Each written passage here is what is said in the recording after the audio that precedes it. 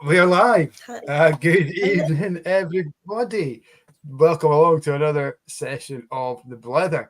We've got YouTube is hot off the mark just now. Comments coming in. Dave Ferguson, good evening. Thank you very much for joining us, Todd. Good evening from Oh, hi. Vienna. I'm glad you made it Oh, back safe, and I'm glad we eventually got the right certificate to you as part of the Highland Whisky what a Academy. drama that was. Third time lucky. My God. Todd saying congratulations, Kat, on 6 years with Glengarry. I think that was yesterday, was it? Yes. Well, I was a day behind, but yes, it was the 18th. So yeah, thank you very much. Thank you. Yeah, 6 years Dave's has gone got the flying by. Aaron 7. I can imagine. Yeah. Well, we've been in the shop. We're now in our 9th year in the shop, and Wow. yeah, it just goes flying. But 6 years at Glengarry, and lots of exciting news to come very soon, I'm sure. Yeah. Aaron 17 is in Dave's glass. He's watching on YouTube. And we've got Dave Muir saying hello. He's on the Geary tonight as well. Nice. Hello, Dave. Obviously spelt Awesome. the non-traditional way, but the easier to pronounce. Pete Phonetically. said he's watching on YouTube. Good evening to you. And Todd, he's got the Kavlan cask strength in the Vino Barrique. Let us know how that is. That sounds awesome. Phil is watching on Facebook. My God, we're just saying hello to everyone. Hello, everybody. Alistair's in Sicily. Oh, he's working in Really, Sicily. Make sure you get some of that good Italian wine in what a you. child. Palermo sounds good. Sounds like a chav. Imagine having to go to Sicily. My God. Rick, good to see you. I'm glad you've got your clock sorted for this week. You're not an hour ahead. Thank you very much. Well, we were going to have a game of Spot the Difference tonight, but Dave kind of gave away the game in the first comment. You will notice, and now the challenge is absolutely thrown back to me to improve my shelf because I've just sat by this windowsill, quite delighted that Cat has been this meager little half bottle on a trophy shelf in the background, but now my collection is looking quite dilapidated. Kat, when did that go up? Tell us the story of the shelf before we introduce our guest. So it arrived on what day? Tuesday. I think it arrived on Tuesday. So so I took all the whiskey off my old shelf, and my son was like, "Oh my god, this shelf is shit. Like there's nothing holding it up." I was like, "Yeah, that's a very valid point." So he helped me with the flat pack, but he had other stuff to do. He had a math exam. So believe it or not, I actually assembled that myself. There were some screws that I believed to be extra because they didn't make That sense. was the ones that came loose from your head. Oh my god, flat pack. Like the instructions are stupid. The little Allen keys stupid. The screws are stupid. But I love my shelf. So and it fits all my whiskey, which is awesome. Which way can I go to get out the way? There it is. Look at that. I know. I really like it. It's exciting. So I just keep coming into the room and looking at it. I'm like, oh, look at my shelf. Can't wait till the Blether to show it off. I know, and I also realised there's a lot of whiskey that I forgot that I owned. I was like, oh, that's interesting. So I'm going to have to start working my way through it. Rick does say, oh no, extra screws are a worry. They are. And yeah, Ken, our guest. Live is collapsing in the background. I know. Yeah, Ken's just saying, not cat and mat, but cat in the shelf. So yeah. Cat in the shelf. We've got Ken you're like hybrid of Cat in the Mat and Elf in the Shelf. You're just like merging those two together. Well, you can't actually see, but somewhere on my shelf, and if anybody can spot it later, you will find a stuffed mole. Hang on. Let me see it. So somewhere in there, if you can spot it, there is a stuffed mole dressed as a wizard. And at the very top of the shelf, past my hair, is a stuffed polecat. So there you go. It is. What home is complete without a stuffed mole and a stuffed polecat? And I'm going to use that as a segue. What Blether is complete without a great guest, and we're going to welcome our guest on tonight. We've talked about the shelf, guys. Feel free to comment about it. Dave's already said we need some lighting on the shelf. There's always one critique in the room. One step at a time, Dave. It's taken us 2 Liking years the to next challenge. let's welcome our guest, a man who's spent over 30 years in the whiskey industry. We're delighted to have him on board. He's retired, but when you take one look at him, you know it's an early retirement, and I'm sure you'll agree. Let's get Ken Lindsay on now. Here we go. Good evening, Ken. Thank you very much for joining us. Hi, good evening. And as a man once said, flattery will get you everywhere. I love that. I love the early retirement little dig there. I usually emphasize that myself when people say, "Oh, you're far too young to be retired," and I'll say, "Yeah, I know." Well, you've got more hair than me, so I'm not going to say anything about how old people look. So that's why we have the hat. It's great to be on, and thank you so much for inviting me, guys. It's an absolute It's pleasure. awesome. I'm sure. So Ken, what's in your glass? What have you indulged yourself in tonight? You know what? I hate to be a boring old retired person, but I've got cool, clear water out of the tap at the moment, just to keep the whistle wet. I may have a wee dram or something later on, but I'm going to stick to water for the time being. No problem at all. Awesome. Might whet your appetite as the night goes on. But guys at home, let us know what's in your glass. We know Dave is on the Added 17, and we've got Todd on the Cavalan. What else is being poured tonight? Kat, what's in your glass?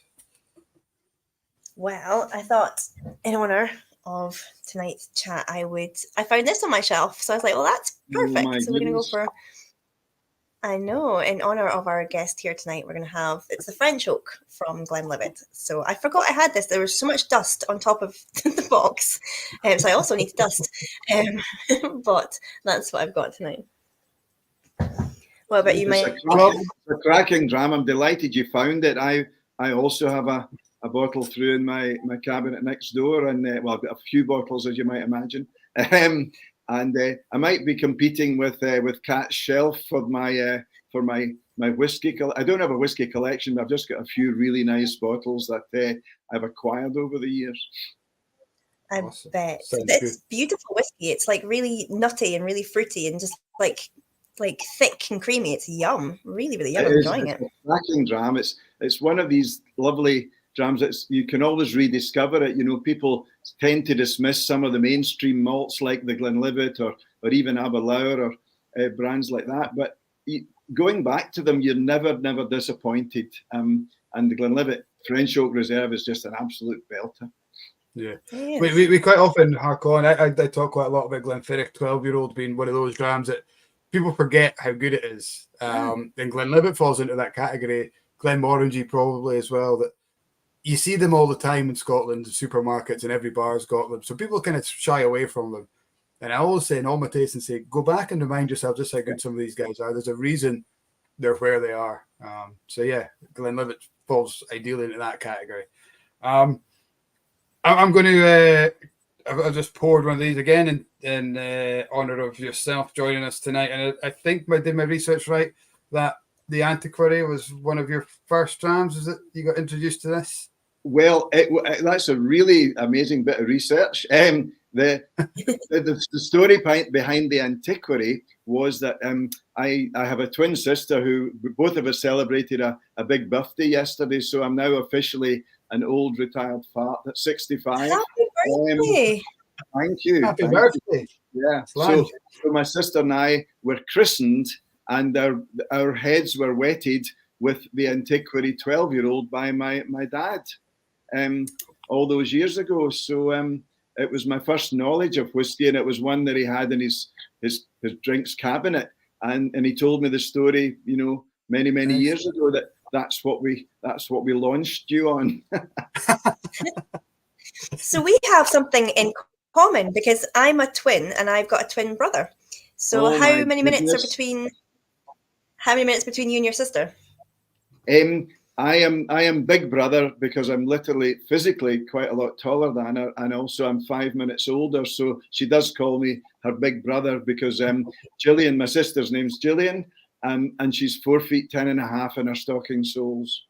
Oh, Very She makes you look tall, Kat. She's very It does petite make- and very, very gorgeous, and she's lovely. She's my sis, and that's it. Bless. So there's only a minute between me and my brother because we were like an emergency cesarean. We're 2 months early. So, but I'm the big sister. I was coming feet first, so we had to come out the side door. But Wow. yeah, 1 minute between us. But people always ask me, "Oh my God, twin brothers! So are you guys identical?" I'm like, "No, I used to get that. We went through school together, primary school and high school, and people didn't even believe she was my sister. We used to walk along the road together to school in our teens, and people thought it was my girlfriend. And she looks nothing like me. She'd say, "So was that your new girlfriend, Ken?" I went, no, it's my sister. Yeah, right. No, it's my twin sister. And they were just like, yeah, come on, because we physically, we do not look like each other at all. I mean, there's no resemblance at all. So yeah, it was fun when we got to school. We could kid people on.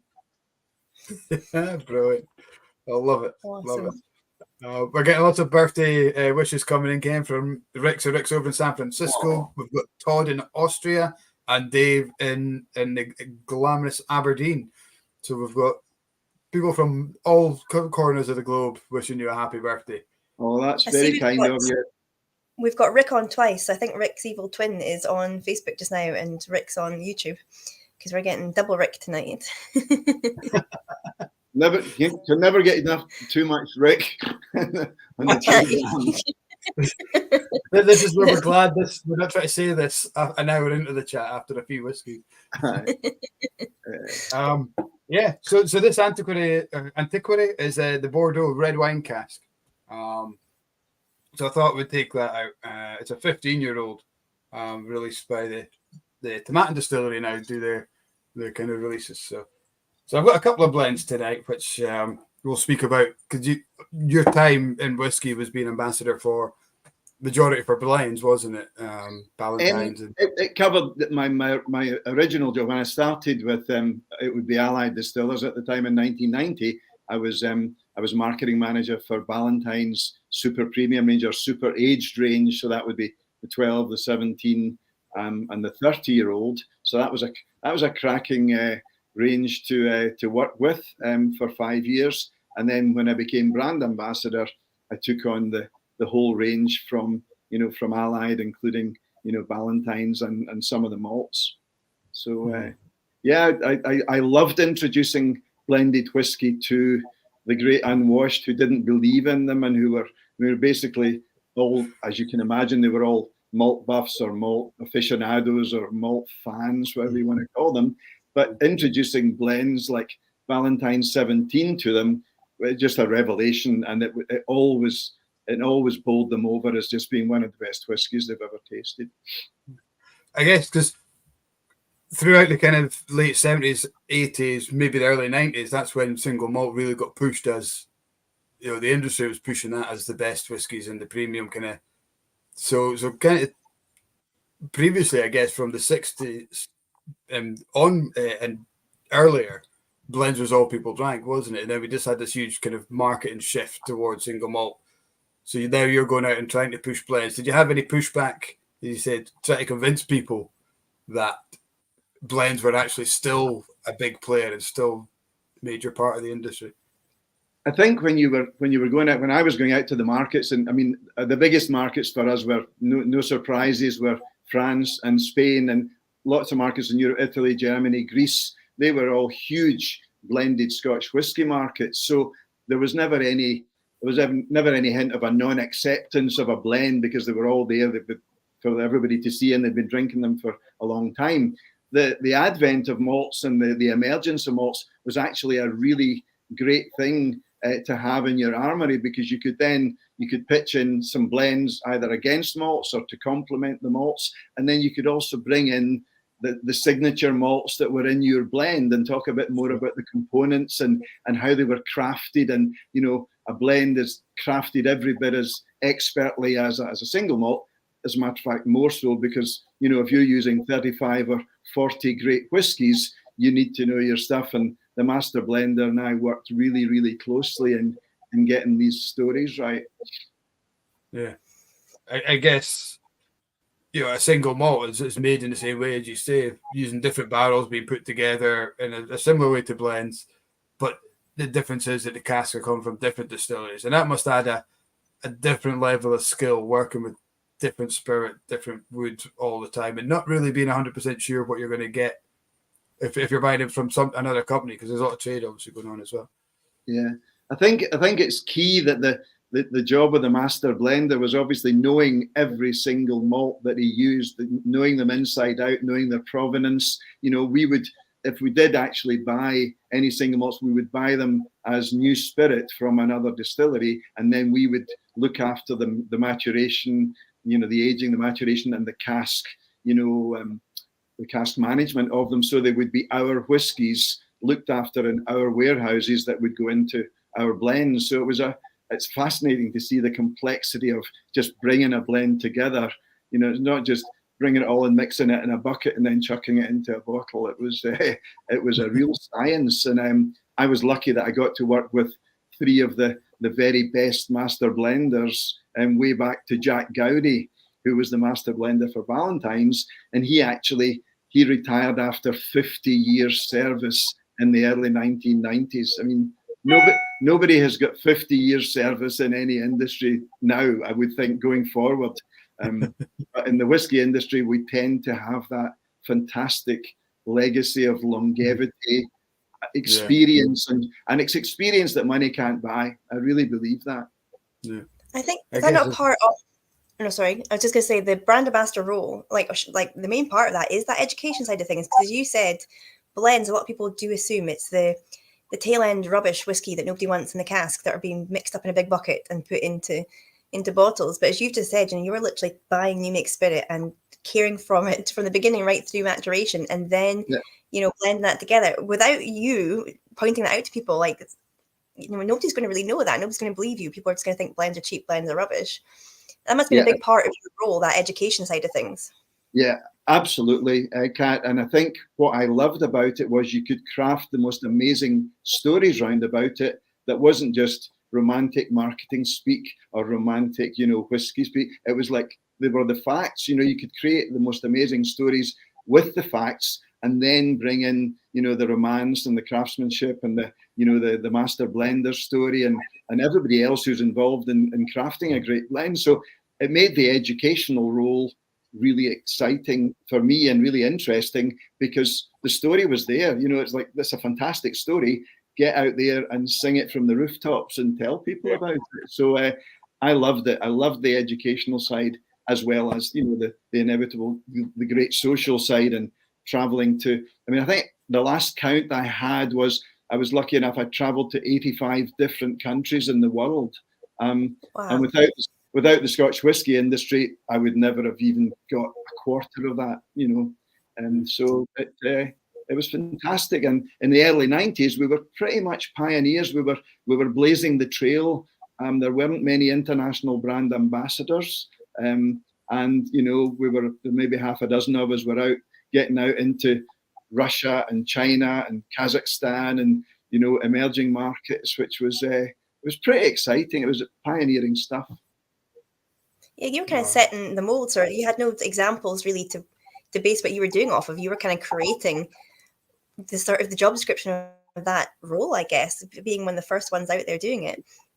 I think that's a good observation, Kat. I think we felt as if we were sort of, if not breaking the mold, then certainly creating the mold, or doing it in our own individual style. Of course, every single brand ambassador's got their own personality and their own skill set and their own manner and their own way of doing things. But I think we felt, the world literally is our oyster. We're getting out there, we're telling people about this fantastic brand called Ballantines or Glenlivet or whatever, and then just let people take it on and just, make their own minds up about the product. But I think we were so lucky to have such fantastic products that weren't supermarket own label, or which is, I'm not denigrating supermarket own label because there's some cracking products out there, but they were known brands. Ballantines was like the number 3 in the world. It was the number 1 in 20 markets. You were sort of preaching to the converted, but giving them another reason to believe, and giving them a really exciting story to buy into. Awesome. So cool. And on that brand about traveling the world, what kind of markets were you going in terms of what kind of customers were you speaking to? Were you speaking to wholesalers? Were you getting direct and face to customers? Was there festivals the same as there is now, or how was the kind of economy and climate there to be working with, and how's it changed? It was a combination of many different audiences. In my job description in the very early days, way back in 1995 when I started as a brand ambassador, it was basically to speak to audiences which would be media. We've got a lot of media, a lot of radio, a lot of TV, a lot of live shows. There wasn't a lot of streaming and live chats then, but we had to get there and be live and be filmed or be recorded for radio. And then we would speak face to face with, as you mentioned, Mike, our customers, our wholesalers, bartenders. I loved working with bartenders and really cool cocktail people, because they were the people that could make your brands fly off the shelves and really sing by incorporating them into fantastic cocktails. And then we'd have our consumer. We obviously got in front of the people who actually buy the whiskies, which is fantastic, and it's a great opportunity to get feedback from that. I got huge amounts of great feedback and great intel and great knowledge from the customers and the consumer who actually bought the product and were drinking it on a regular basis. Great. Rick is asking, do you think it was easier to be a brand ambassador when you were doing it a few years ago, before the customer base had so much education, so much knowledge at their fingertips? I don't know. It's difficult to compare, 25, 30 years ago with now, because as you mentioned, there is so much knowledge out there and so much availability of knowledge, that's online that maybe wasn't available then. So I wouldn't say the job was easier, because we were much, as I said, blazing the trail, and nobody knew what a brand ambassador was for. Nobody. I used to say to people used to ask me what my job was, and I say, international brand ambassador for Ballantine. They go, what is that? What's that all about? I have no idea what you're talking about. So you almost had to get over that initial hurdle of what your job is, and actually that it's a proper job and not just a license to go around the world drinking great whiskey and going to nightclubs and staying in fancy hotels all the time, which was a part of it, but it was an essential. I would go as far as to say it was an essential part of the job description. I remember my first ever official whiskey tasting that I was a guest at was by Ronnie Cox, and Ronnie said that he had a fallout with his dad in his younger days, and his dad said, all you want to do is travel the world and get drunk and meet women. He says, you'll never get a job that does that for you. And so when Ronnie got the job, he pulled up his dad and said, yep, I've done it. Well, my father used to say, when he sort of knew what I did but wasn't quite sure, he would we'd be having a chat or a drink or maybe having a game of golf together, and he'd say, so tell me that again. You fly out to the USA, you go to New York and LA and Vegas and all over, San Francisco and Chicago, and you go into bars and you tell people what whiskey to drink, and then you drink it with them. And I'm like, yeah, pretty much. And he'd say, I wish I'd known about that job when I came out of the army after the war. He said he would have given his right arm to have that job. And I guess we used to pitch it as it's the best job in the world. Of course, we used to tell media, whoever would listen, people say, Ken, you've got the best job in the world. You travel all over. Your company pays your expenses. You stay in really nice hotel, and you meet really interesting people and speak languages. That's got to be the best job in the world. And I never did anything to dissuade them of that notion. Of course, it was the best job in the world. The travel side of things must get monotonous, like airports and itineraries, and like that must be the less glamorous side of things, because I you often see people like brand ambassadors on Instagram or whatever, and half the time they're like delayed or like stuck in traffic somewhere, or that's not the fun side. that was the least glamorous side of it. I mean, getting to the country was a means to an end. You know, being in the country, being in a really exciting market like Cuba. I was in Cuba 3 or 4 times, which was one of my dreams. Was to, you know, I was a huge sort of not a fan, but I had a great interest in Cuba and the Bay of Pigs and Castro and the whole Kennedy thing and all the gangsters and the American movie stars that were there. I just loved the whole Cuba story, and I never got there until I was about 50, and then I was invited to go over and launch like a Chivas Regal 18-year-old or something like that, and it was just a dream come true to land in La Habana and meet the people and meet the fascinating characters that we had to work with there, and also had to partner with. So that was just fantastic. But the drag was standing for an hour and a half in airport security to go into Miami, or waiting in line for a long time for a case that never arrived. So yeah, these were just the minor hiccups in what was actually great fun. As I said, pioneering stuff. Not many people get flying all over the world to promote the product of their own country, of which they were very proud. And I always used to say that we weren't just promoting Scotch whisky or a brand of Scotch whisky. You're promoting the country, Scotland, and everything that's great about it. Yeah. As soon as you mention that word Scotch, it's more than just a drink, isn't it? It's that whole culture. It's Nessie and it's tartan and it's bagpipes. It's all that in the glass, isn't it?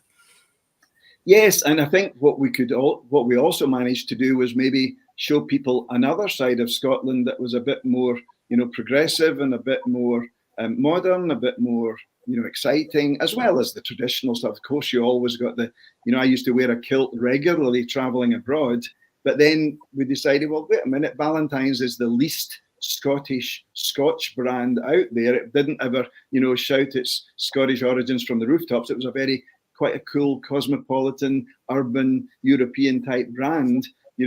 France and Spain and Italy and Germany and Greece were all much bigger markets for it than the UK. So we didn't have to push the Scottish button. We could basically do anything we liked with it. And I remember doing wonderful things like bringing snowboarding into the city centre in Moscow and in Valencia and in Paris. We had urban high snowboarding with great music we had the Prodigy, and we had Skunk Anansie, and we had really great dance music, and that was unheard of, that you could actually bring that into the world of Scotch, and Ballantine's did that, and for me it was a brilliant example of groundbreaking marketing to associate Ballantine's with music and quite cool city life. And I guess that helps. Yeah, it's brilliant. That helps that whole idea of mixing Scotch and making cocktails and doing what you want to do with it to make it taste great. Whereas the single malt market, still to this day, we find they're a little bit stuffy about that. Whether they say no, it's water or nothing. But having that brand identity gave you that freedom that people didn't really.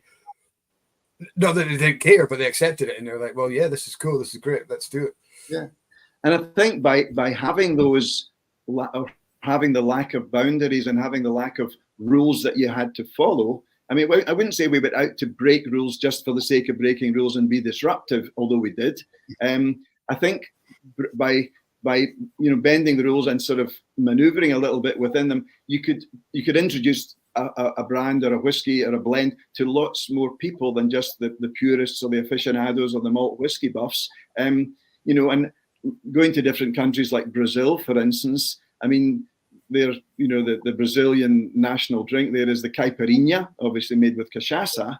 And I introduced in 1992 or 91, we introduced the bailarinha, Ballantines, a caipirinha made with Ballantines, just made with limes and sugar and Ballantines 12-year-old. And there you go, you've got a cultural reference for your brand, but that actually taps into the local culture of the fantastic lime caipirinha culture. So we were doing that 30 years ago. You're the trendsetter. I'm not sure my son and daughter would put that label on me as a trendsetter. Yeah, it's fine. We'll put that label on you. You're definitely No, I don't mind. I actually love it. I'll take that one any day. Make sure they watch back on this, and you've been called it live by a couple of young hip people. We're yeah, I'll do that. But I love that we're the young. So do I. I love the fact that you're the young people now. But I think that's a really nice point you made about trend setting, Kat, because again, I mentioned the word pioneer a couple of times, and we really were out there saying whiskey can be what you want it. Ballantines can be what you want it. Your choice of mixer, your choice of cocktail, your choice of serve, where you want to drink it, the time of day you drink it, and we really just opened it up to a wide audience of people who might want to drink it they drink whiskey on the beach in Brazil, in Rio. They drink it on the beach with coconut water. Fantastic. Yeah. It's great. Why not? I think you were ahead of your time though. Even today, like, you struggle convincing people that you can add anything to whiskey. Like, you were preaching that message a long time before even modern brand ambassadors are doing it, because there is still this kind of idea that it's whiskey, it's like you shouldn't add anything to it, you can't even put like ice in it, but obviously you were pushing the grain or pushing the boundaries when you were out traveling, which is a fantastic thing. I don't know if we realized we were at the time, but looking back on it, we absolutely were, Kat. I think we were really proud to be out there with a fantastic brand. We were never in any doubt about the quality of the whiskey, or the quality of the blend, or the quality of the work of the master blender. We had a range of whiskies, Ballantine's finest. That was like a 4 million case brand at the time. It's now more than doubled to about 9 or 10 million cases over 25 years. And it's not only because it's a great whiskey, it's because we were sort of breaking the boundaries of the drinking occasion and the drinking style and the serve. But we're pretty much leading edge in terms of saying to people, don't be afraid to have it with ginger ale. Don't be afraid to have it with I remember once, and I used to love going to Latin America. It was my favorite markets to go to, were in Bolivia and Paraguay and Peru and all over Latin America. And in Peru, they have a drink there which you may have heard of called Inca Cola. Inca Cola. It's a bright yellow, all natural colors, of course. It's a bright yellow cola which outsells Coca-Cola by like 10 to 1. It's like huge. I think Scotland's the only place where Iron Brew outsells Coca-Cola. Where Coca-Cola isn't the number one soft. But this fantastic Peruvian drink called Inca Cola, which purports to be root-based or plant-based, but not sure. Anyway, they used to sell like gazillions of liters of it, and we started mixing Ballantines with Inca Cola and we called it a Balinka. Why not? Just do stuff that people say, oh, Inca Balinka, I see. So yeah, we did break the boundaries, but it was fun doing it, and we learned a lot more about our drink by mixing it with all these other drinks and how versatile it was. I guess different cultures have their style. You think of Peru, you think of Brazil, Spain. I remember traveling to Spain and doing a wee tour there. And the temperature kind of dictates how you drink as well, doesn't it? Because in Scotland, there's a lot of time we're drinking the whiskey to warm up. Absolutely. Yeah. You don't want to be handing people a wee miserable dram of 2.5 centiliters in a glass with no ice and no water in it on a beach in Brazil, or on a really fancy nightclub in Paraguay or Chile or Bolivia. It's like give them, get people drinking what they want to drink in the way they want to drink it, and make it cold and get refreshing and get thirst quenching. But it's not giving them the permission, because we weren't giving them permission. We were almost saying, guys, this is your drink, this is your brand, you drink it the way you want to. And that's still the mantra of Ballantines. To this day, Ballantines is no rules. The only rule, I used to say to people, the only rule is there are no rules. And that was it. Just take it, drink it, enjoy it, do it the way you want to. And I think that's held true for at least 25 years with the brand. And it's now, as you said, Kat, lots more people are now saying, well, let's be disruptive, let's break the rules, let's have. I had to laugh when someone said, "Oh, let's introduce a whiskey and soda." And I'm like, "Sorry." I think they were drinking whiskey and soda probably in the 1920s as the mixer, you know. Well, let's do a highball because the Japanese are really good at highballs. I think you'll find we were doing highballs a bit before, you know, Scotch whiskey and Japanese whiskey got involved, you know. So yeah, you can reinvent things and reintroduce them for the 21st century, and that's just great. That's what it's all about. Talking of innovation and pushing the boundaries, we've got Paul Dempsey is watching. He's one of the new wave of. I was going to call him young, but I'm not sure how old he would be. So we'll call him a new wave of brand ambassador. That kind of covers it a wee bit. But I love what they're doing at Brave New Spirits.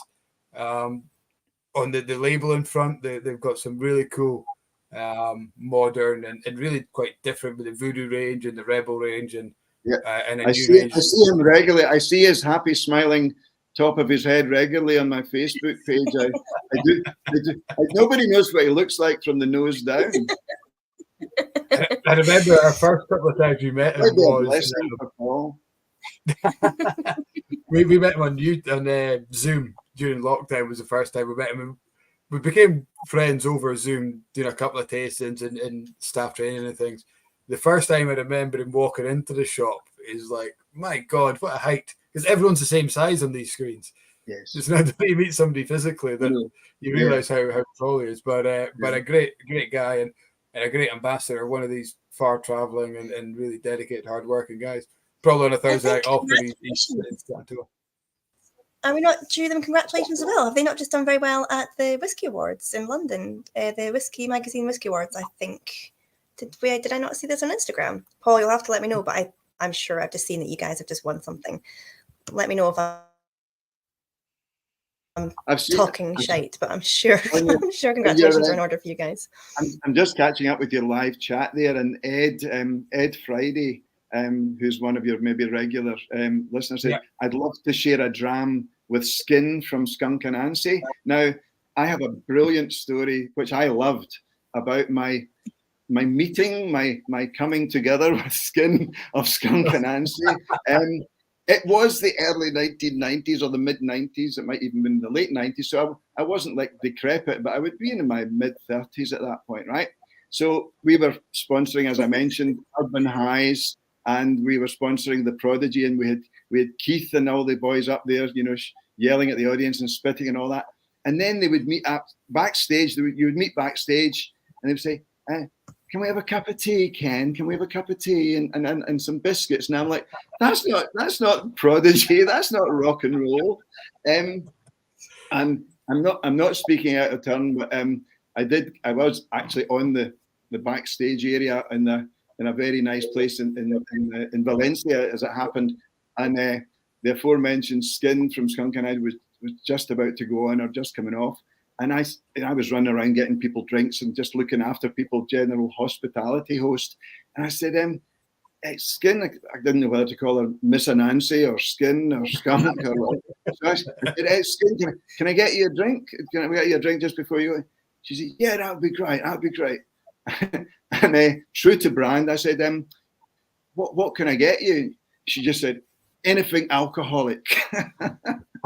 Anything alcoholic. And I'm like, yeah, maybe not the brand message we're trying to get across, you know, with Ballantines. But it was such good fun. It was such good fun. So that became the phrase of the tour, you know, anything alcoholic. Well, yeah, I think you've made Ed very, very jealous there. I'd love to be on that tour. It was such good fun, Mike. Just being with these people and the energy that they you know, the music for a start was amazing, but just the energy that they bring to the whole thing, the party, and being part of it, you know, you were almost just like a backstage guy, you know, and helping out and making sure people didn't fall down and all that. It's my kind of girl. We've got Graham Cruikshank. He's watching. He's on Facebook. He says he's drinking a cheeky scamp 12-year-old here. He said, "You're looking good, kid." You know, Graham is one of my old and dear friends from our days working together. I was very fortunate work with Graham on many occasions and shared a platform with him actually online and live streaming, launching some fantastic Aberlour products that he was instrumental in bringing to fruition. And Graham's just one of the good guys, one of the great whiskey distillers. And you can tell I'm just a fanboy of Graham Cruikshank. We'll have to get Graham on the Blether. Oh, yeah, goodness, Graham. yeah. Get in contact, Graham. Look me up and get in contact. Drop into my DMs and we'll get you on the Blether. Or I will hunt you down and find you. I've got Ken's details, so I'll find you one way or another. Graham is one of life's great bletherers. He would be a star on your show. Awesome. We'll get you on. We will get in touch. So many questions as well. Yeah, I want to go back to Todd Ryan. He's watching on YouTube. He has said, or he's asked, and I know you were in fashion marketing before whiskey, but where was that transfer come? Todd's asking, how did you get involved initially in the whiskey industry? Well, thanks, Todd, for the question. That's really nice of you to A, know that I was in the fashion industry, and B, it is a bit of a crossover. So back in my very early days of working, I worked in London with Jaeger, the fashion brand, which was, I think, much bigger than... I thought you said Jaeger as in the Jägermeister. No, Jägermeister. Jaeger, the fashion brand, which had some really lovely stores in Regent Street in London and the King's Road in Chelsea and some fantastic flagship stores. So yeah, I was really lucky to cut my teeth with a fashion brand, which kept my interest in general fashion and clothing and, you know, coordinating and design. You know, it got me really into enjoying great design, which then stood me in great stead when I joined the whiskey industry, because I was involved in bringing some new products to market and, you know, and designing some new whiskey brands for Ballantines at the time. But no, my background's marketing, Todd, and you know, I got into the hospitality industry. I was in the hotel industry for a couple of years with Stackis Hotels, a well-known Scottish hospitality company. And being involved in the hotel industry, you inevitably get to rub shoulders with the great and the good of the drinks industry and the food industry. So that got me in a bit of interest in the general drinks market, and then I was very fortunate to get a job with Ballantines back in 1990 after a couple of years with White and Mackay, where I worked with the illustrious Richard Patterson and a number of people that you'll probably know in the White and Mackay days back in the late 80s. So it was just a great introduction to what I felt then was, I felt I'd arrived in the industry that was close to my heart and that I could really get passionate about. Super.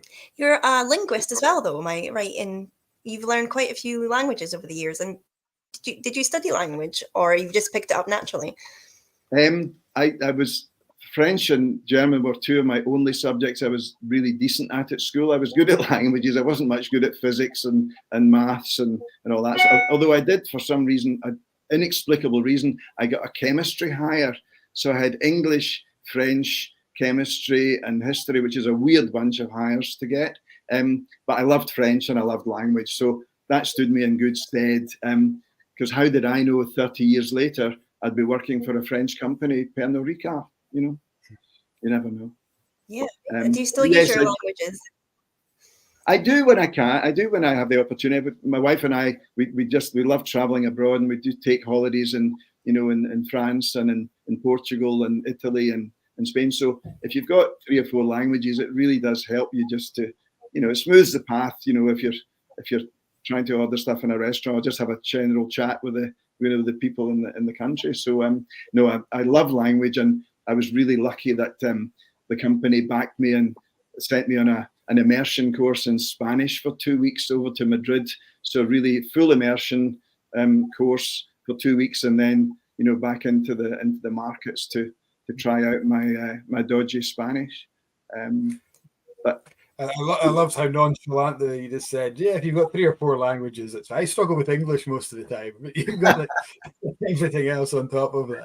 Yeah, I think if it's something you've got a passion for and you really love and you've got a need for it, it's a benefit, it's an advantage. And I always encourage young people. I do a bit of mentoring in schools now, or have been for a while, And I always encourage young people to take a modern language, to keep a modern language as an option, just to give them that little bit of extra edge and a little bit of extra, another string to their bow. Because there's no doubt that if you've got... It's not promoted enough in British schools. It's really like, obviously, because I work for a distillery and people come in and, and like English is their second language, but it's like their English is so good. And it makes me feel, I've got basic German and I never need to use my German because Germans always have fantastic English. And it always makes me feel so bad. I was like, I just wish because I loved languages at school and I did German all the way through. But I wish I'd kind of kept it up because obviously I didn't do it for about 10 years. Life got in the way and I was farming and firing out children. So I've just I haven't used it enough I can understand when people are speaking German, but I can't think of the words to reply to them. So you do need to be using it, but I just think it's just not pushed in this country enough at schools because we're very lazy. We're like, well, we don't need to. Everybody else speaks English, but I find that really sad. Like, I think it's really important that we should have at least a basic in one of the core languages, whether it's French, German, Spanish. And as soon as you've got that, it opens up other languages. So if you speak French, it's Latin based, so then you can pick up Italian, Spanish a bit easier. With German, there's similarities to Dutch and things like that.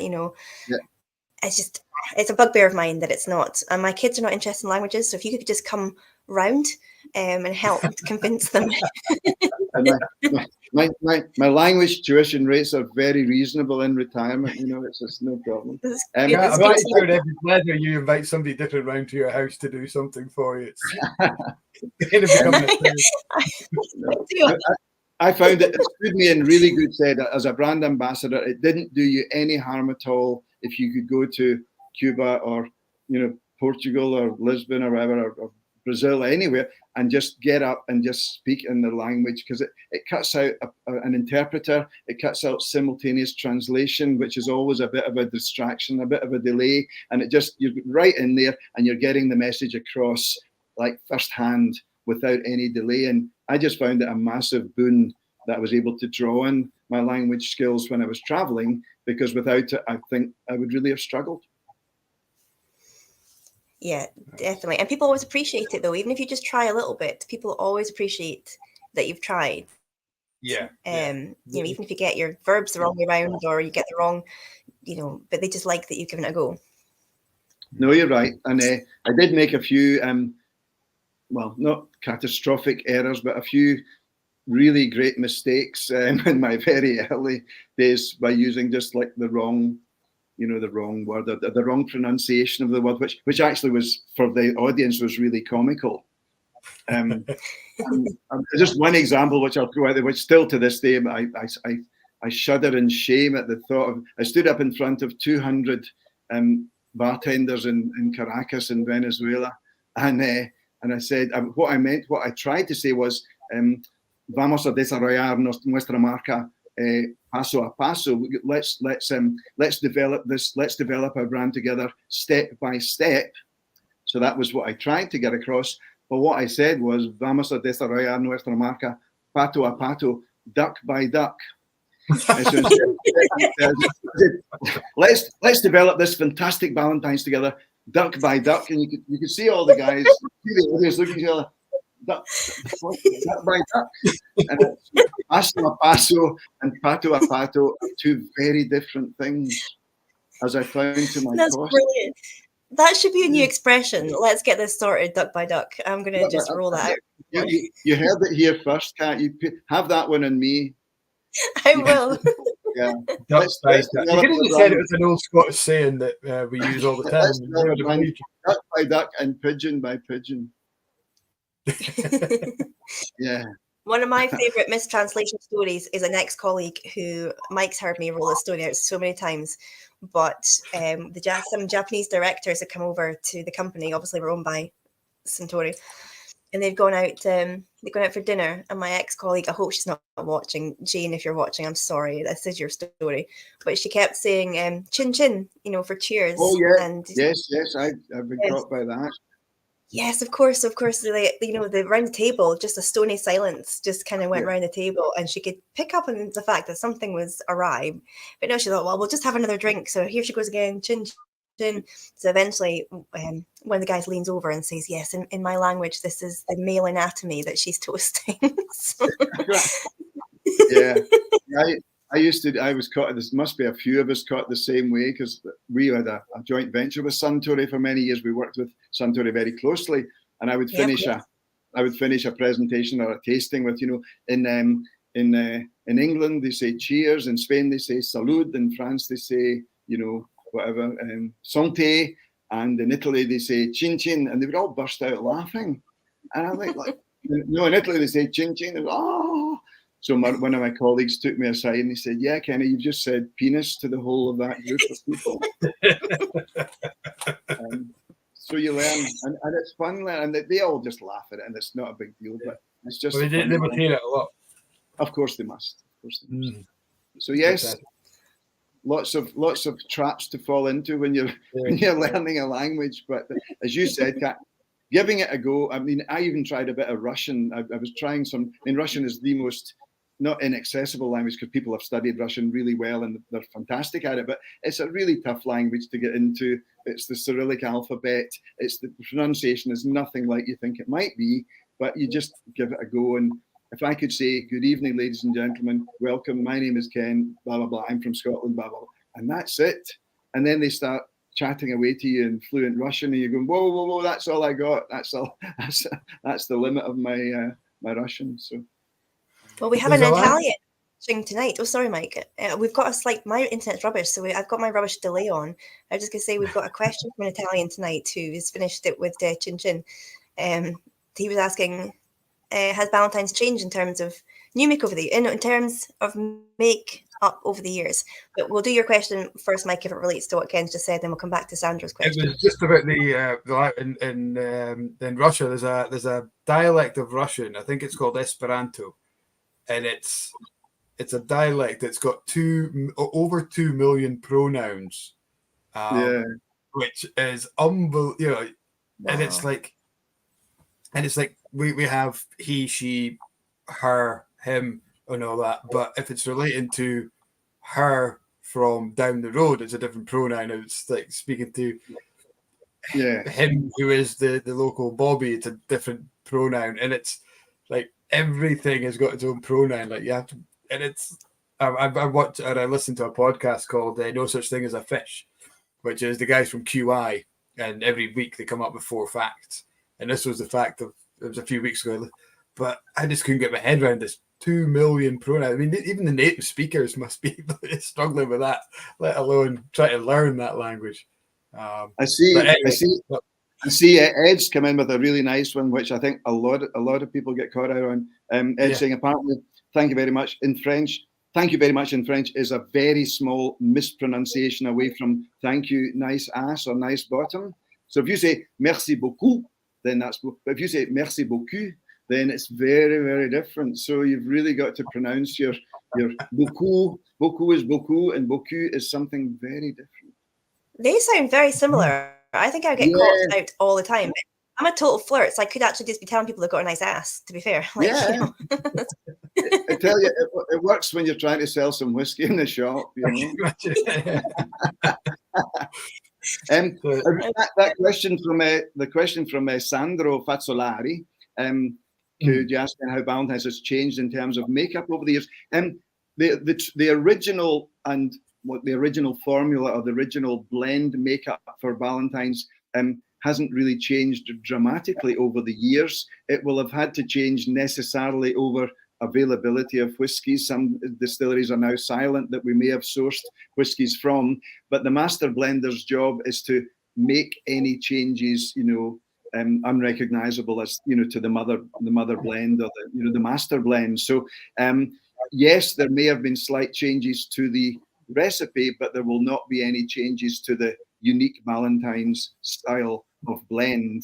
And they've had some fantastic innovations over the last few years. They've got a Ballantines 7-year-old bourbon, not bourbon finish, but 100% bourbon cask. They've been maturing.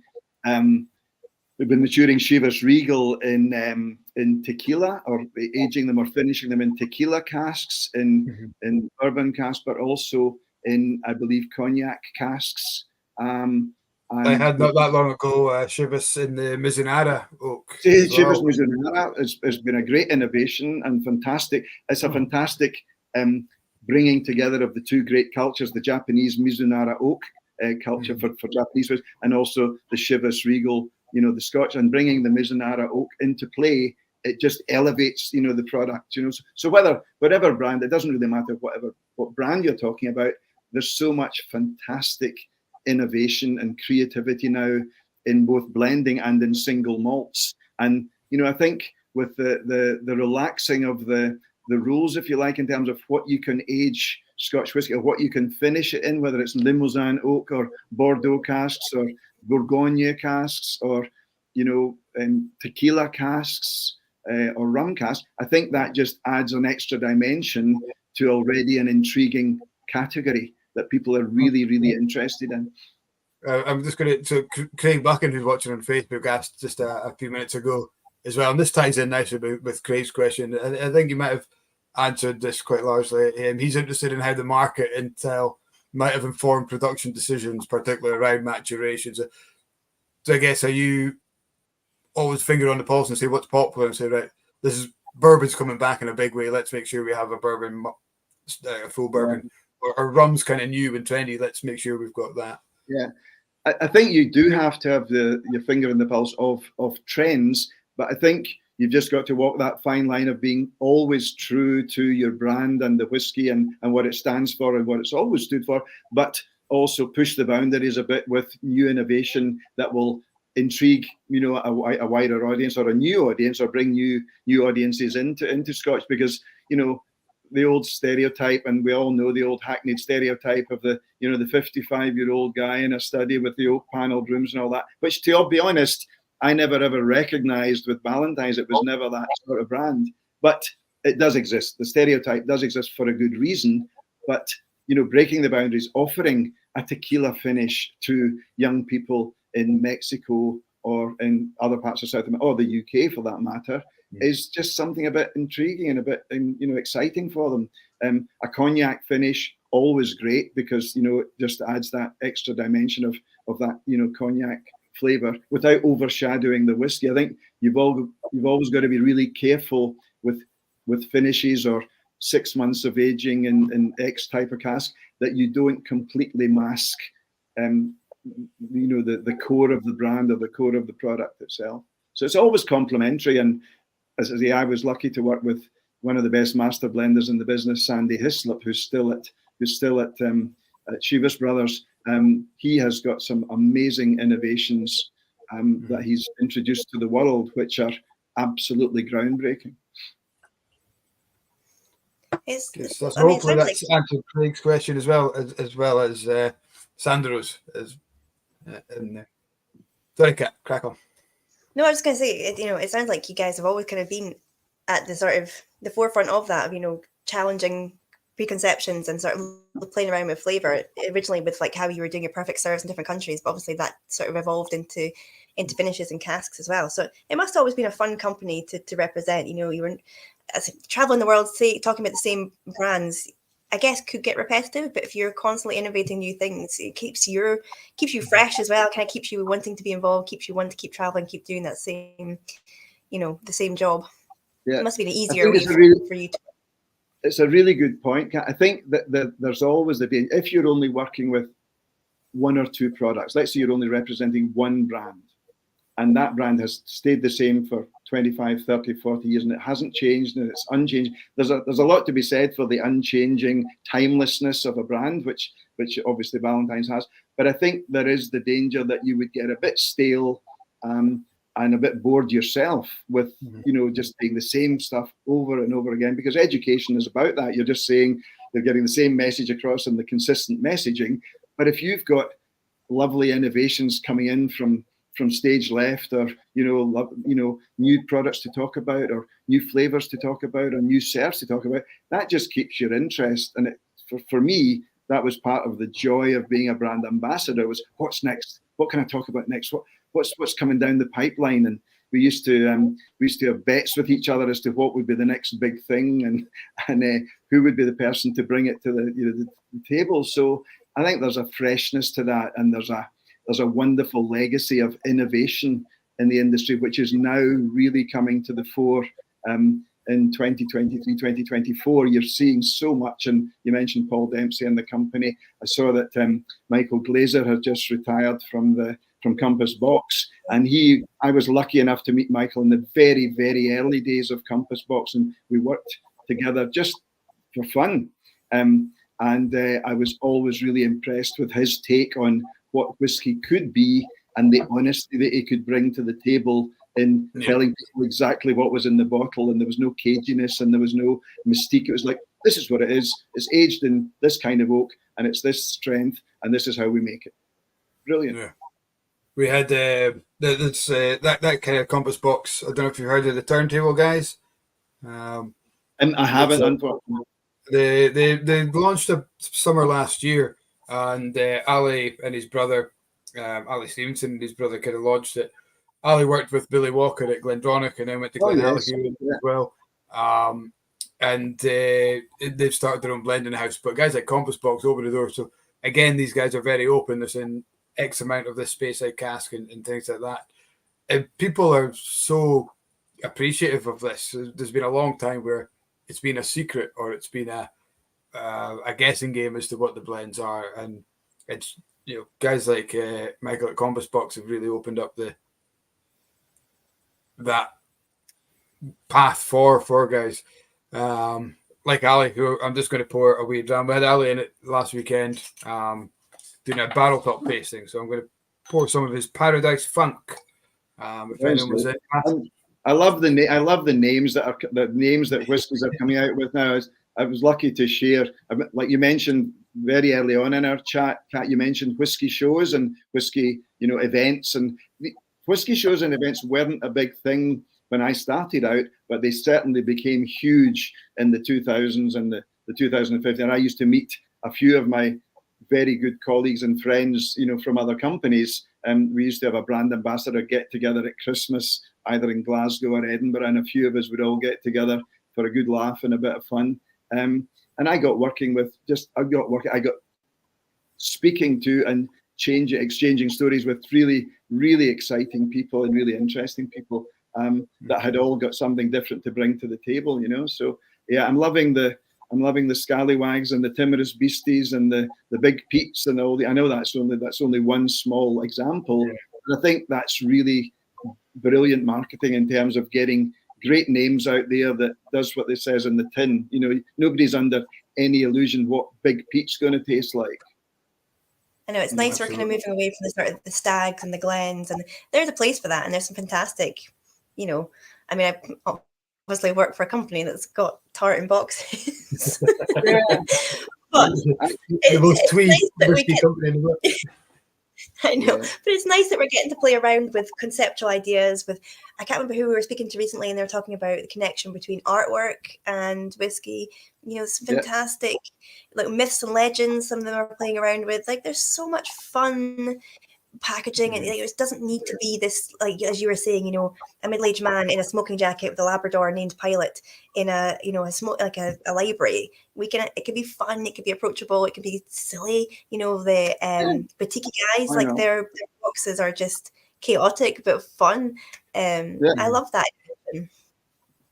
And that's why I think even from way back to the early 90s, when I was sort of blazing the trail as an ambassador, we just had this whole idea in our heads that we can do anything. There are no limits. There's nobody had a very hard and fast idea about what Ballantines should be. Nobody told you, oh yeah, that's Ballantines, and it's a bit old, it's a bit dusty, and it's a bit tired. Well, if you're a brand that's been around for nearly 200 years, then yeah, you're going to have a bit of that baggage with you.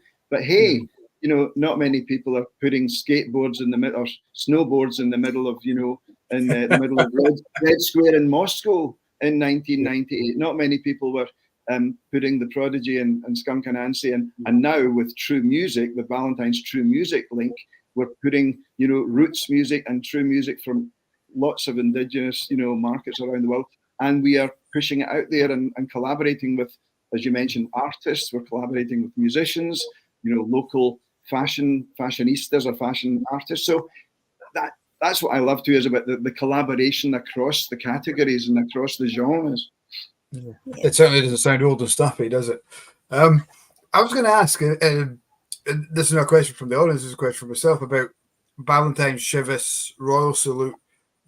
When we look at these as brands, they're not big or they are big, but they're not the market leaders in the UK or certainly in Scotland. Was that a conscious decision, or was that something that kind of just a market that didn't buy into that? Or how did, Grouse and Bells kind of become the home leaders and guys like yourself, J&B and Johnny Walker get overseas? Yeah, I think it's a really good question. It's one that I got asked a lot because if you're, it's like the old, you're not a prophet in your own land type thing, where if you were not the number one brand of Scotch in Scotland, then, well, why did you have the legitimacy to go to France and be the number one in France, or Spain and be the number one in Spain, or whatever?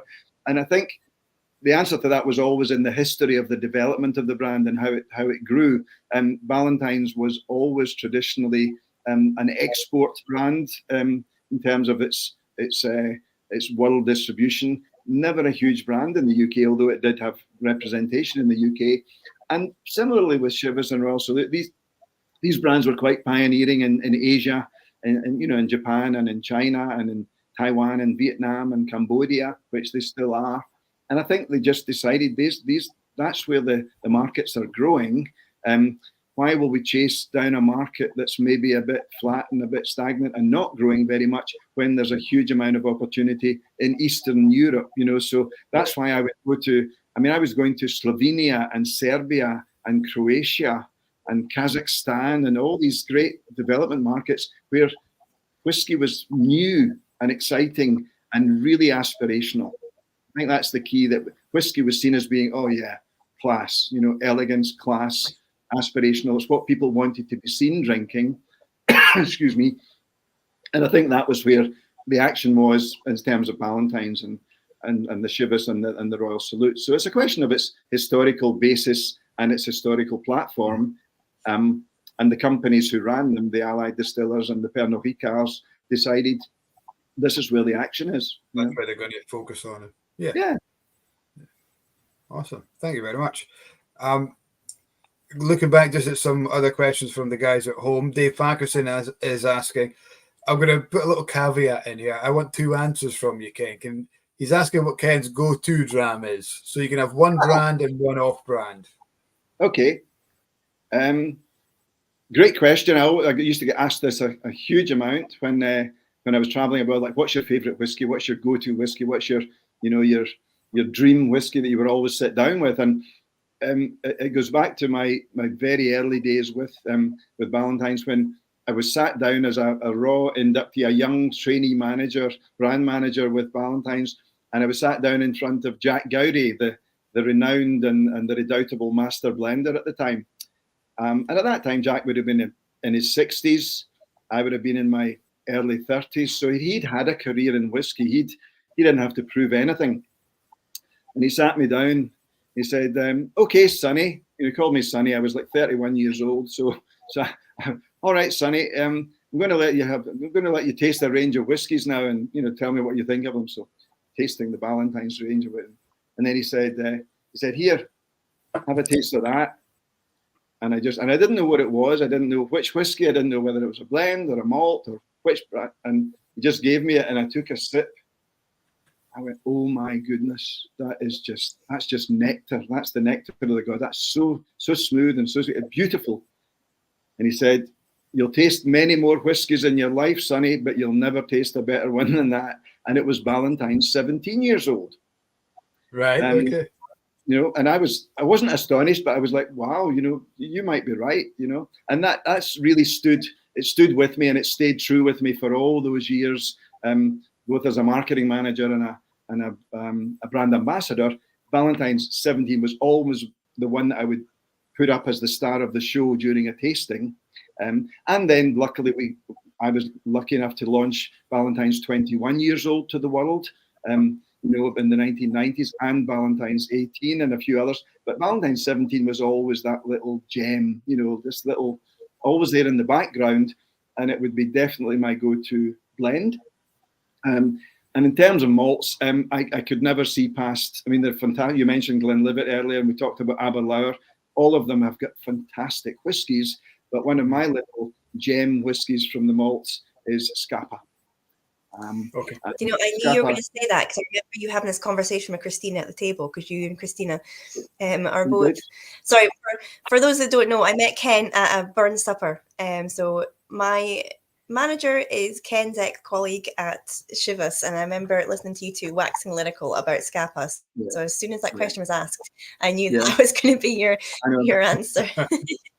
I'm sorry. I'm so sorry to be so predictable, Kat. It's just one. No, not at all. It means you weren't bullshitting at the dinner table, so it's fine. You're consistent. No, so it's it good. was. So yeah, Scapa has just been. It's been there in the background forever. Never a huge brand of single malt. Never a world, renowned brand, but just one of these little gems that's worth nurturing. And I was lucky to develop, or to work with the people who were developing, Scapa 12, Scapa 14, Scapa 16, and then 16 just seemed to hit the sweet spot as just like, this is what Scapa is all about, and this is what it should always taste like. So luckily for my retirement, that's up there, isn't it, with the iconic brand or distillery releases that are no longer available, is it? It's up there with Macallan 10. It's up there with Annex 16 and your Balvenie 10s. I think that one that people think of as, I wish they would bring that back. Yeah. And I think I was very fortunate in my retirement. I was very fortunate. We were at the tail end of COVID, or bang in the middle of COVID when I retired in 2021. And my boss at the time, my really great friend and colleague Alex Robertson, presented me with, among other things, a bottle of Scapa 16-year-old as a retirement gift, which was a very treasured and a very, just something that I really loved to get, and it was quite emotional to get that. I think you have an emotional attachment to brands, but you have emotional attachment to products within brands. Absolutely. And I always felt that you couldn't be a brand ambassador unless you had an emotional link to the brand. It's not, you weren't selling paint stripper or fairy liquid or washing up liquid or whatever. You were selling something that was fantastic. Yeah. And that's where I always thought, if I couldn't have the passion for it, I couldn't be a brand ambassador. Definitely. Awesome. Have you been out to Scotland? They did the visitor centre. It looks absolutely stunning. The new visitor centre looks amazing. I'm going to make a pilgrimage up there. I've said I would go back, in my leisure time, and now that I don't have all the time in the world because I've got other commitments, but I've got loads of time when I can go and travel. So I absolutely will get back up to Orkney and to Scapa and just see the new. I've seen the pictures of it, of course. I've seen pictures of it, and the new, the link to the whole, the maritime community and all that sort of thing. So it looks, and it's nice, right? Because a lot of people kind of think, conglomerates are these big industrial, they're all about the profit, but when they do it well, they tie it into the local area and things. There's nothing better. No. And you talk about big brands and big conglomerates. Glenlivet is celebrating its 200th anniversary this year, and I'm absolutely going to be, Linda Brown, my very good friend and colleague who's now looking after the Glenlivet Distillery Visitor Centre, or the Glenlivet Experience, has invited me up anytime to help celebrate the 200th anniversary. So that'll be a lovely, a revisit to somewhere that was very dear to me when I worked with them, and still, it holds a very special place for me because I spent what I thought was half my life up there with visitors, and there are worse places to spend half your life. Absolutely. I love the walkthrough when you're walking through the fields of barley they've got now. And then you meet the farmers and you meet all the guys along the way. They've really done it well. Glenlivet, they could have gone Disney. They could have gone really.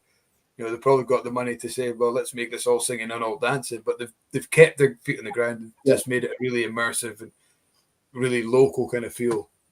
It's a really nice tour. So guys, if you're in the area, get yourselves up there. Definitely. I And need I to was do it. I again, haven't I done was it. lucky to the day I retired, my last port of call was down at the Glenlivet Visitor Centre, seeing their new experience in the flesh. Just on I think it was the 30th of June, 2021. They just opened it, and I went down just for a sneak preview of it, and I was just blown away with how true to the brand, but just how immersive, as you said. And it's an exciting tour, whether you love a single malt or whether you're just intrigued by the whiskey industry. It's always great to go and see these things in action. Definitely. I'll have to get that one booked in. I need to go for a look at that one. It looks amazing in photographs, so I really need to go over and have a look at their LBC and do their. Definitely. They've got a really cool sensory part of it as well. Yeah. I won't spoil it, but No.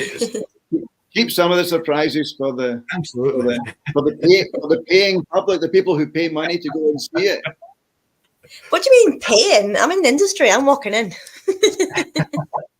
You actually get charged extra because you're in an industry, Karen. you're the type that asks the awkward questions, so that's why you pay extra. Yeah, you get the VIP tour, but you pay VIP prices. Well, that's it. And then I have to do the dishes at the end. So fair enough. We've had Todd back on. Todd is asking, what was your biggest challenge you faced as a brand ambassador? Apart from Venezuela's duck by duck. Well, duck by duck was relatively easy. One of my biggest challenges was having to shout at some VIP Russian guests in a tasting to shut that up when they were on their mobile phones all night while I was trying to do a tasting with a very good interpreter, a very good multilingual interpreter, and just could not get these guys to shut up. And then I ended up going over and just yelling at them in full blast with my microphone in no uncertain terms to shut up with your phone. And it worked. Good. Nothing worse. It might not have been the most politically correct thing to do or the most gracious thing to do to your guests, but sometimes you've just got to say, this is just really rude, and it's spoiling it for everybody else because you're yattering away on your phone the whole time, and all we can hear is you on your phone. So I like to do. I always say, I always stop the whole tour and say, sorry, we'll just wait till you're done. And I just get everybody to just wait, and it just makes them feel so awkward. If once you've asked them 5 times in a very polite way would you mind switching off your mobile phones during the presentation? We'll be finished in half an hour, or you could maybe leave the room and do your business in another private area. Nobody wants to hear you do all the really polite stuff, but when the polite and political stuff doesn't work, then sometimes you've just got to yell at them. Yeah, quite right. Exactly. Well, I'm glad it worked. Yeah, out of bad experiences, that's not too bad. So you've obviously had a very lucky time in your career that's. Did I mention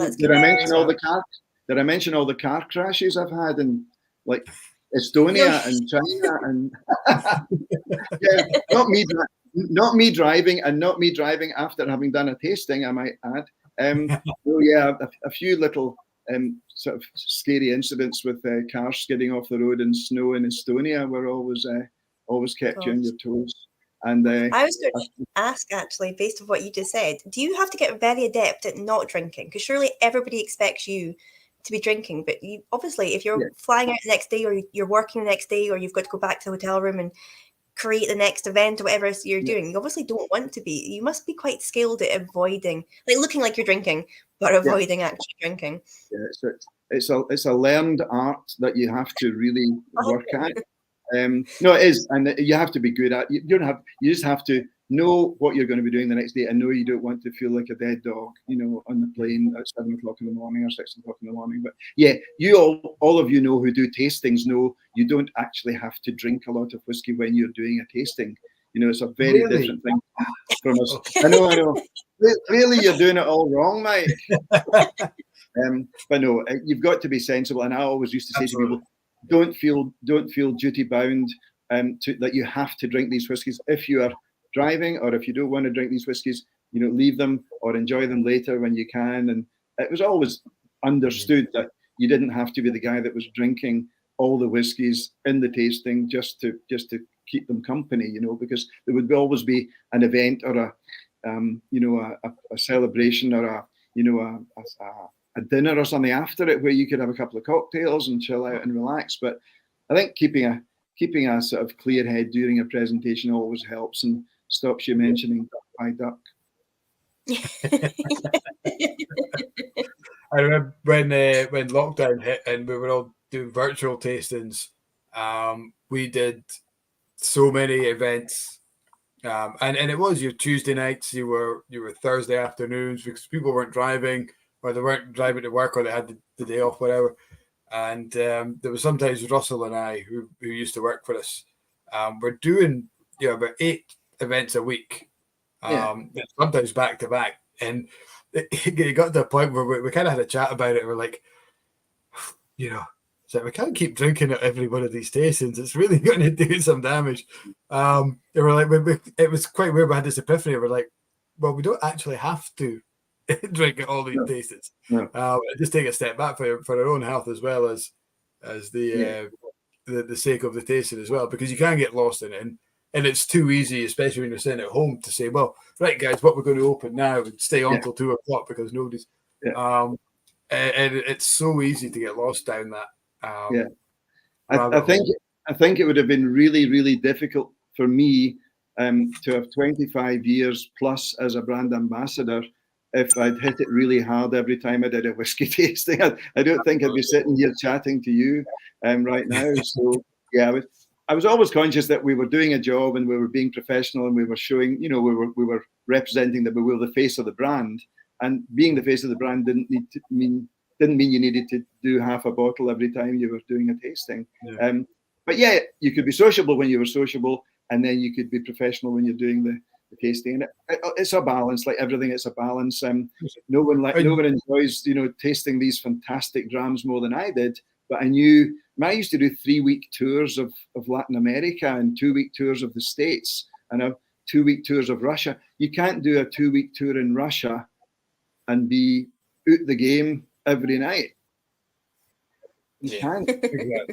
That enthusiasm, that passion, that gusto that you put into the presentation, you'd soon lose that, I think, if you were hammered every day.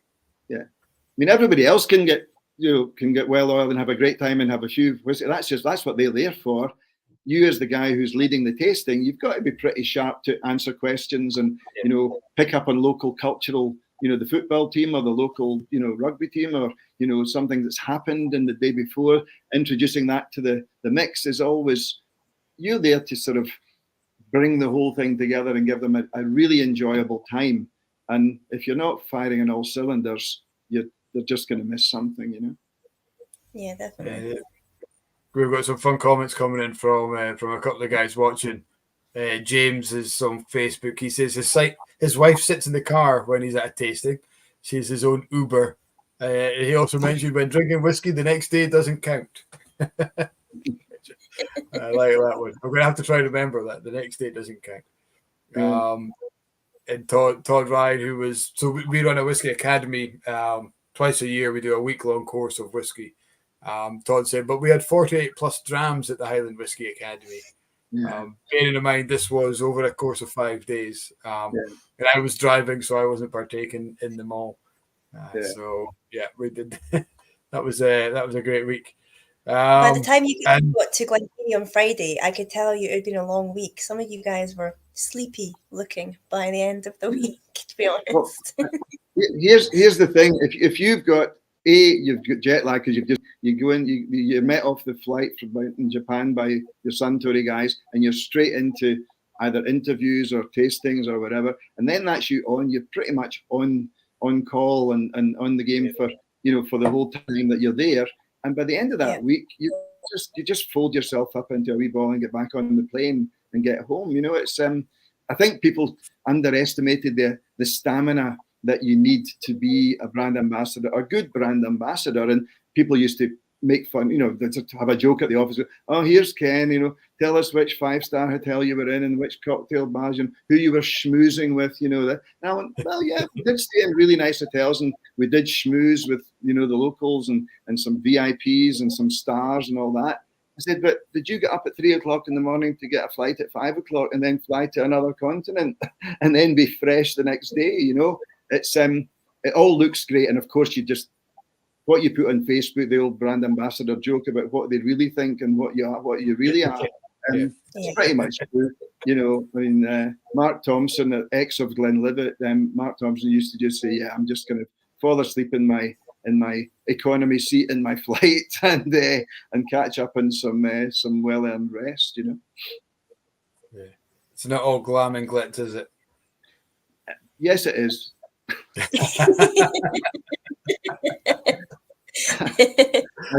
I never want to dissuade anyone of that notion that it is all glam and glitz and getting your hair done and makeup and yes. Sometimes it's just a bit less. I need to move over into brand ambassador side things. I need my kids to move out first before I do that, because I'd never see them if I did that. But they're old enough to look after themselves now, surely. I think the 11-year-old still needs some basic levels of care. You might need to put a lock and door on the cabinet, though, if you're disappearing across the world. That's a good point, actually. That's a good point. Now that it's fully on display. There's a special guest I want to introduce to you. Hello, Pop. Who's this? This is Murphy, my daughter's golden retriever that we get the joy of having a couple of times a week, and he stays overnight tonight. So oh, hello, Pop. We are dog daft at Infree Whisky Shop, so any dog that features on the Blether is a good thing. Hello. What's he got in his mouth? Has he got a treat? Yeah, it looks like a bone or something. Yeah. He's been lying sleeping for the last hour and a half, so I think I better go and pay some attention to him, or he'll be really upset with me. Absolutely. Oh, I know. We better let you head off. Can we just ask one last question? Ben Marnick has been waiting for a wee while for us to get back to him. I'm not sure how in depth this needs to be, but it's what's the long-term future for blends, given the trend is for people to drink less but drink better? I think it's a very opposite question right now, you know, in 2024. My finger's not so much on the pulse of Scotch as it was when I was working, but I think it's the natural cycle of things that people are, as you say, drinking healthier and drinking maybe less but better. One of the reasons Ballantine's introduced Ballantine's 20% alcohol to Spain, particularly, and first of all, and then spreading it out is, it's like the great taste of Ballantine's, but with half the alcohol. So I think you've got to acknowledge those trends, acknowledge that they're here to stay, and acknowledge that people don't always want to drink full strength, 52.5% or 43% or whatever alcohol. But for those who do, it will always be there. But for those who want a lighter evening and a lighter drink for the evening, there's always those options, which is absolutely legitimate and it has to be there. I've got a feeling that blended whiskey is here to stay and will always be the mainstay of the Scotch industry around the world. Single malts at 10% of the volume, roughly. If Scotch is 86.5 million cases and malts are 9 million cases, that's roughly 10%. That may vary. That might go up to 11% or 12%. But I think the blends will always be there as the rock that the industry's built on. And then the malts obviously come in and they play their role, really, really important role for a different or for the same audience. I've always said, here's some great blends, here's some great malts, here's some great blended malts. Let's just enjoy them all for what they are, and maybe categorizing them has made the industry not shoot itself in the foot, but maybe we've geared people to going down that path, and maybe we just say, here's a great product, it happens to be called Ballantine's, drink it and enjoy it. So absolutely. So maybe the demystification of the categories might be a good way forward. I feel as well, just to add on to that, we're seeing a lot of independent bottlers and a lot of these kind of guys are coming out with either a blended malt or a blend. And I think price is dictating that, single malt is only going one way, and one way to kind of stem that price increase is just to do a bigger release of something like a blended malt or a blend. And as long as it's good quality, people are going to drink it. Your Adelphi Dancing Manny, they've got the McLean's Nose as well, and Berry Brothers are doing some great blends. and it helps maintain that consistency of a drink that you like, but keep that price just a little bit, maybe sub 50, maybe around about the £30 mark. I think you're right. I think it's got to be attainable. It's got to be attainable to a mass market. Not everybody can afford 175 quid for a bottle of, a mid-range malt. I mean, there's now like 15 and 20-year-old malts that are way up in the 200s, which is beyond a lot of people's purse, especially just now. So keeping a really nice whiskey at 25 or 30 quid that tastes great and it is good quality, I think is the challenge for the industry. But we've got to keep it going, and then introduce the £200,000 bottles for the the precious few who can afford to pay for it. I was lucky enough to be with Alan Winchester among all of my colleagues at the Glenlivet 50-year-old launch about 3 years ago. One of the last things I got involved in, and we had a couple of really nice drams of the 50-year-old, and I didn't actually think much about it, but someone come up and said, "You've just drunk £2,000 worth of whiskey in those 2 drams." Wow. And I'm like, "Oh, really? Oh, no." And Alan just said, "Yeah." Alan just turned around and said, "Yeah, I make it. I can drink whatever I like." So. I love Alan. He's so down to earth. It's a nice philosophy. I just thought. I mean, we didn't even think about. We thought about what we were drinking in terms of the quality and the rarity and the exclusivity. As a 50-year-old whiskey, we didn't actually think about putting a price on it. But when it was a journalist, of course, that decided they would put the price on it, and I just said, "Well, welcome to our world." That's like the mic drop moment, isn't it? It is a mic drop moment. It is. Absolutely. Super. Ken, I want to let you go and look after the dog, because there's nothing more importantly, I've got to go and make dinner for my wife and myself. Oh, we've got to do dinner. Oh my gosh. Thank you so much for joining us, though. No, we're fine. Just to say cheerio, I'm just going to pour one of these I found in the back cupboard. Very good. Proper old school, going back to fluid ounces and 75% proof. So I'm going to pour this one for your birthday, to say happy birthday to you. Well, thank you very much. And I may go crazy and crack open a bottle of maybe a bottle of Scapa or a bottle of Glenburgie 19-year-old. That's a good whiskey. You knock yourself out. Thank you so much, Ken, for joining us. It's been an absolute pleasure and a privilege to talk to you. The stories have been great. Your answers, what you've given the guys at home, I hope they've all enjoyed it. It's been absolutely fantastic. Well, thank you again for inviting me, and thank you to all the guys and the girls online who've tuned in, and thanks for all your great questions and your great comments. I'll get a chance to see them all once I've had a bite to eat, and I'm not going to fall on the floor with weakness. No, I'll catch up with the YouTube and the stream later on. And guys, just on that, please, if you're watching retrospectively, if you're watching later on tonight or tomorrow morning or wherever, please feel free just to put in the comments any questions. We'll do our best to get those to Ken. If Kat and I can't answer it, hopefully Ken might be able to answer that for us. So thank you very much. Off and get your supper, feed the dog. And have a lovely weekend when it comes, guys. You too. Same to Thank you so much. Cheers. Take care.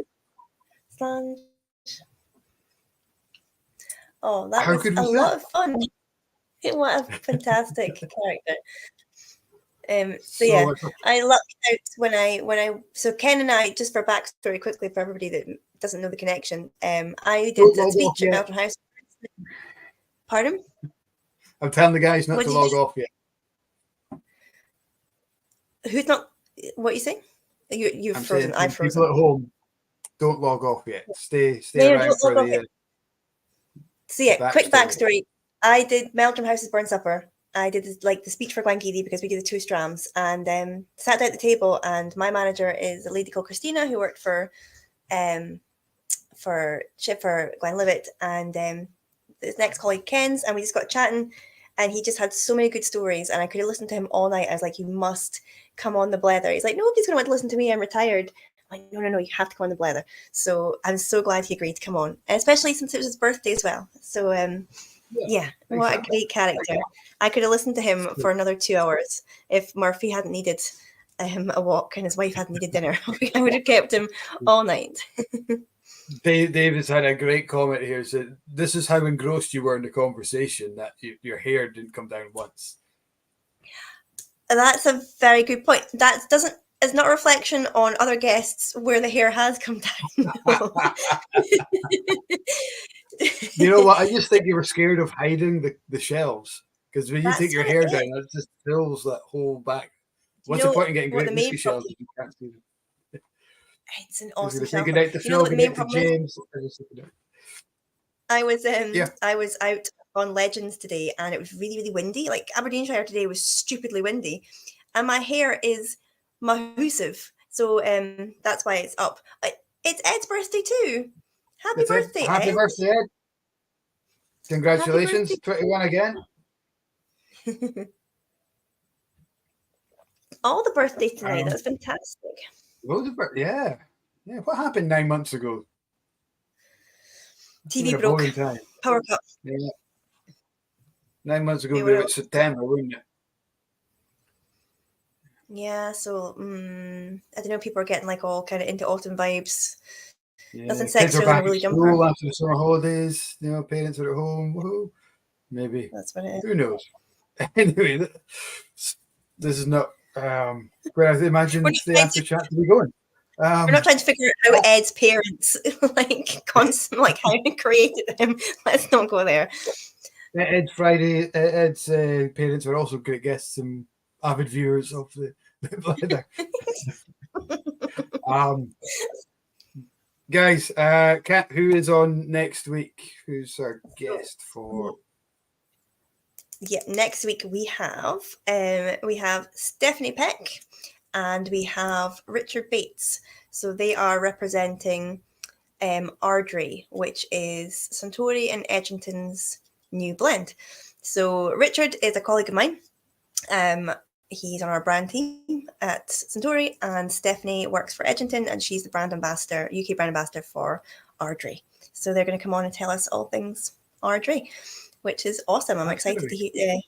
Yeah, so a lot of the filming and photography and stuff for Ardrey was done at Glengarry. So I worked a little bit seeing behind the scenes of Ardrey coming to life a little bit, and it's a fantastic blend, really, really good. I found it in the Highlander not too long ago. So yeah, awesome. It was there after we were there at the Academy. Of course. It was September past, and it was on the shelf there. Yeah. So yeah, we blended run, aren't we? We are a little bit, but I like how it's worked out. I'd like to say it was intentional, but it's not, because Steph and Richard were meant to be on a couple of weeks ago, but it clashed with the Whisky Academy, so it's completely accidental. But it's nice. It's worked out this way, so it's cool to be giving blends a bit of airtime. It's a fun category. Absolutely. Good stuff. Well, guys, enjoy your weekend. Hopefully, we'll see you next week. Anyone jumping on to the Aquavite in about an hour's time, I will hope to see you there. Say hello. I will do my best to say hello back. And have a great weekend. If we don't see you, what's the saying? If we don't see you through the week, we'll see you through the window. I've never heard that. Have you not heard that? No. Or duck by duck. So yeah. Duck by duck. Duck by duck. Yeah, that's an old. I'm sure it's an Aberdeenshire or a Doric saying. If we don't see you through the week, I'll see you through the window. I've no idea what it means, but yeah. A bit creepy, actually, isn't it? Yeah. A little bit. Maybe that's just today's world we're living in. Anyway, guys, have a great weekend, and we will see. We'll leave you on that note. Slide your ass. Good night, and happy birthday to everyone who we haven't mentioned yet. Thank you, guys. We'll catch you next week.